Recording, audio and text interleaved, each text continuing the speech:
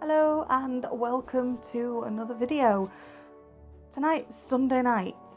Overtime is happening. We are on the run up now to Christmas. Happy first day of Advent. Happy 1st of December. So tonight I'm going to be making a nice easy tea, something that he can grab when he comes in. So we are going to be having like a chicken and noodle and sweet corn soup kind of thing, like you'd get at the Chinese, but obviously my version. And I'm going to make some little minced tarts. So we'll get those done. So cook along with me if you'd like to. Okay, so first things first, got my crock pot. In here we already have a pint of water that has been heating up. So I'm just going to get the seasoning into this to start with. So to start with, I have a couple of chicken stock cubes. Check that you can see. You can. Excellent. So a couple of chicken stock cubes. Because we're actually going to cook our chicken in the slow cooker, long and low. There we go. So let's get this seasoned first before we put anything in. So we've got our chicken stock. I'm also going to add some 5-star spice, which has the star anise in and all those lovely flavours that you need. Oh, good glug. 5 spice. We're actually going to add noodles, chicken, sweet corn, and let it all cook low, but noodles will go in last. Some salt and a little bit of soy sauce. Just a little bit of dark soy. It's about a teaspoon. That in. So that gives us our seasoning that we want to cook our chicken in. Because that's already in, as the chicken steeps in that, it will start to get that lovely flavour into it. I'll get some chicken in there. Okay, and to that I've just added 3 chicken breasts. That's it for now. We want that chicken to start to cook before we put any vegetables or anything else in. So that's well on its way. What I'm going to do now is make some pastry and butter some little dishes. So I'll pop that to one side. Lovely and warm on a cold night. So I have my little flan dishes. So next thing I'm going to do is give these a good butter and get them on a tray. There's the bases. So I'll get that done and then we'll crack on with some pastry.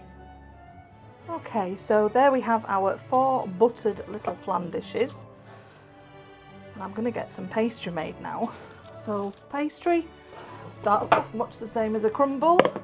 You're going to need a bowl, some butter, some plain flour because you don't want it to rise, a little bit of salt and some confectioner's sugar or icing sugar. So I'll get that together now.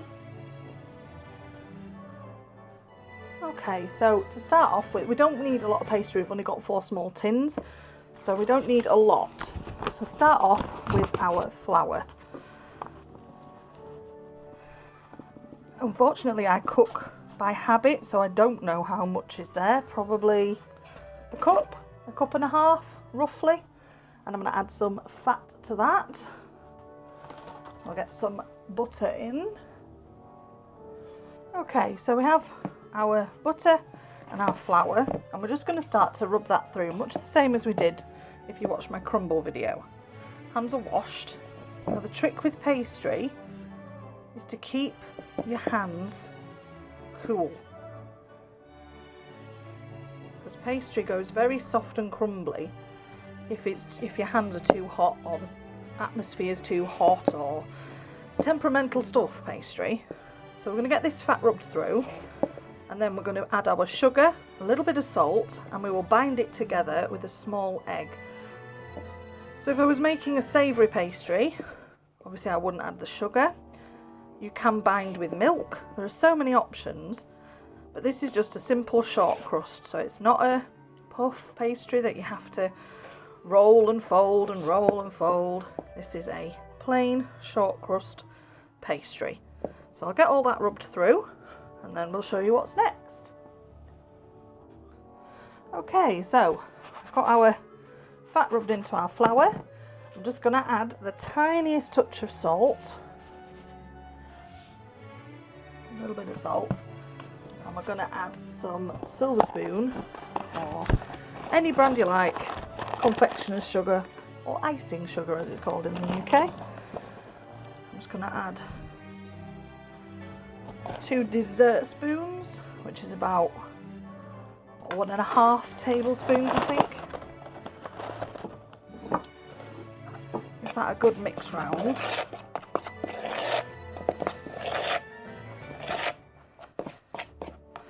And then into that we're going to crack our egg and start to get it to bind together. So we'll crack our egg first and get rid of it. 1 egg. Get rid of that and wash our hands.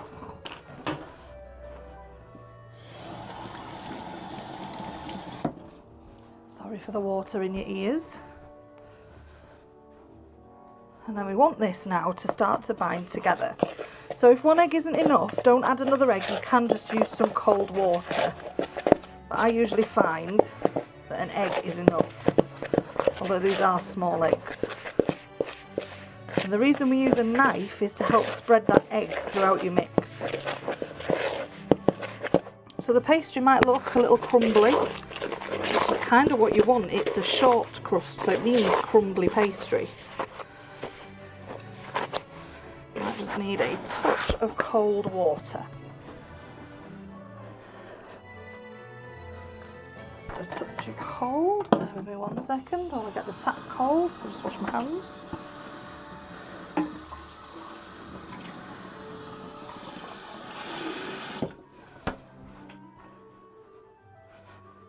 Add a tiny touch of cold water, hopefully help it on its way.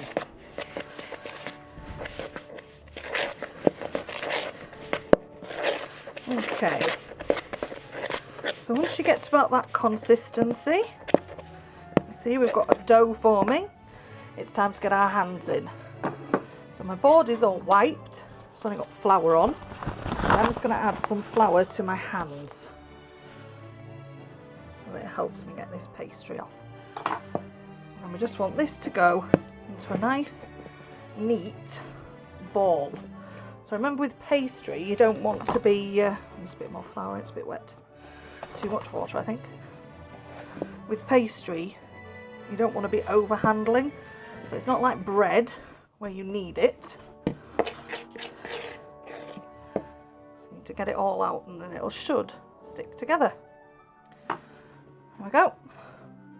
So that's that done. So what I'm going to do now is I'm going to start separating this into 4 different rounds so that we can line our tins. Okay, so we have 4 round balls of pastry. I'm just going to add a little bit more flour to my board. I like this board because it's marble, so it's cool. A little bit more flour. Stop it sticking. And then we're going to roll each of these out to line our tin. So let's grab a tin. Here's one I greased earlier. So because we want this to be round for a tin, making it into a ball helps. A little bit of flour on our pin. We want this not too thin, so probably about 5mm thick.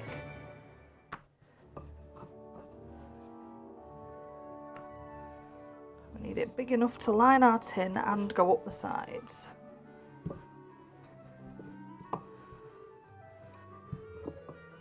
Little tear there. What have we got in there? A bit of hard butter. Let's get rid of that. Okay, should be about enough. Fingers crossed. Here is our tin. Let us see. Oh. Or not, if it will fit. It's the thing with a short crust pastry, is unfortunately it is going to break on you. There we are, more or less. Tin lined, and I'm just going to trim off the edges around the top. It nice and neat. There we go, so that's one. Do another one. Hopefully that one will go a little bit better. So that's our spare pastry, so pop that to one side just in case you need it.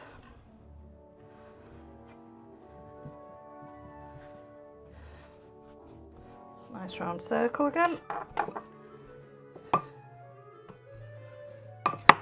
Ideally, you could use a marble rolling pin or a steel one if you have one.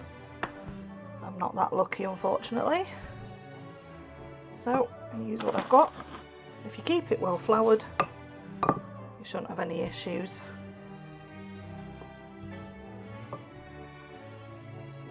It's a bit better. Okay, so that's in. There we go. That's better. There we are. And then we'll just trim our edges. Don't need a sharp knife or scissors for trimming. If your pastry is short enough, it should just cut off. Like that. There we go. So I'm going to do the other two, and then we'll be ready to fill. Okay, so we're back. Just had a quick clear down and tidy up a bit. Here we have our lined dishes, and we're going to use mincemeat. So I do sometimes make my own mincemeat, however, haven't got round to it this year. Get down, get down. And this one is a little one, little Aldi. It's just as good. It tastes just as good. I have to be careful. I'm actually allergic to peanuts, so I do have to check mincemeats, which is why I usually make my own. But this one is peanut free, and it's got proper suet in. So we're just going to fill these, and we want them about half full, because we're actually going to ice the top of them. So we want them about halfway.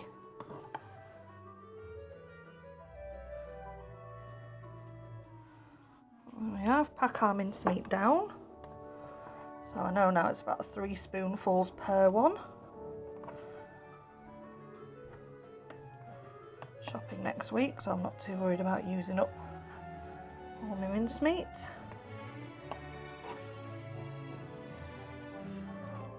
So these are good hot or cold. They're even better with custard or brandy sauce. By the time Jason gets in, he'll just want to eat, so it will just be a case of his soup and then his little pie and then bed, probably, I should imagine. Okay, so I've got a little bit left over. Okay, I'm just going to push those down as well. So we just want them about half full, and as level a surface as you can manage.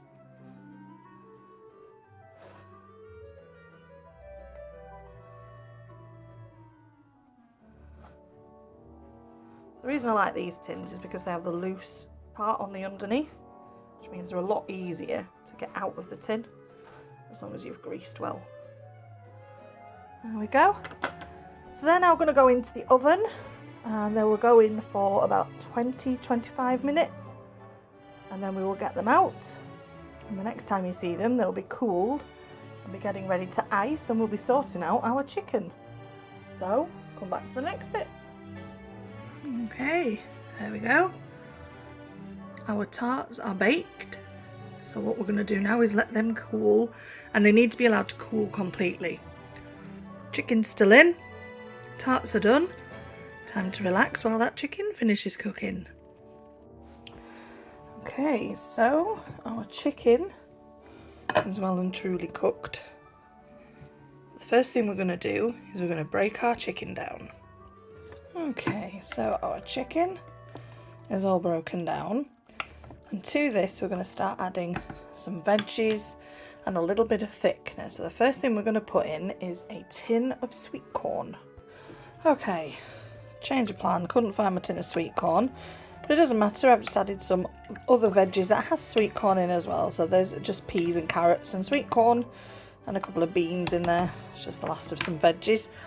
So that's in there. We're going to add now some corn flour and water. Okay, so we've added our corn flour and water, so that will start to thicken that up. Turn it down onto low, and then that will sit for another hour or so, and then we will pop in our noodles, by which point it should have started to thicken. So what we're going to do now is crack on and ice our little tarts. Okay, so I've just made up some icing glaze, which is just confectioner's sugar, which is icing sugar, water and a little splash of vanilla. So we've got that now, and what we're going to do is just pop it on the top of our tarts. Just like so. Let it spread out naturally, and then we'll pop them in the fridge to cool down properly. So that's our tarts more or less done. There we are, all done. So I'm going to pop those in the fridge now, and then we will be back in a bit to finish off our soup. Right, so our soup has started to thicken, so we're now going to add our noodles. There we are. So they're just 2 egg noodle nests, and they will cook in that stock in the next sort of 10 or 15 minutes, which will then loosen them up, and we will have a lovely chicken and noodle soup. Okay, so here we go. This is our finished product, and we're going to taste test with Jason. Here he is. Let's see what he thinks. There's a big chunk of chicken there. Oh, hot. Oh.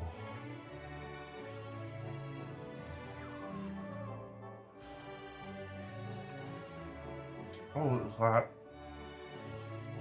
it's like chicken and sweet corn soup like you get in Chinese, but the broth tastes amazing. And when you get chicken and sweet corn soup from Chinese, there's never enough substance. But there's definitely substance in this. I like a bit of meat and corn and carrot. Oh, it's all in there. Look at that. Oh. Beautiful, baby. I'm so proud. There we go. So that is our chicken and sweet corn and veg and noodle soup. Banging. There's a little bit more to come yet, because he also has pudding tonight. Pudding? So we will show pudding when we get round to it. Okay, here we go.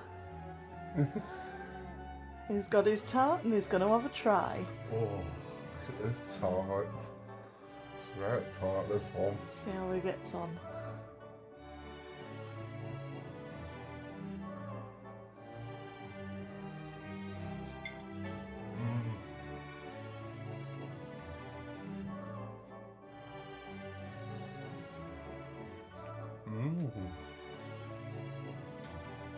Nice and moist. Moist. Very nice, yes, very nice. Good, good. So there we are, guys. That was my version of a Chinese-y chicken and noodle soup and some minced tarts. I'll see you on the next one. Thank you so much for watching. Bye for now.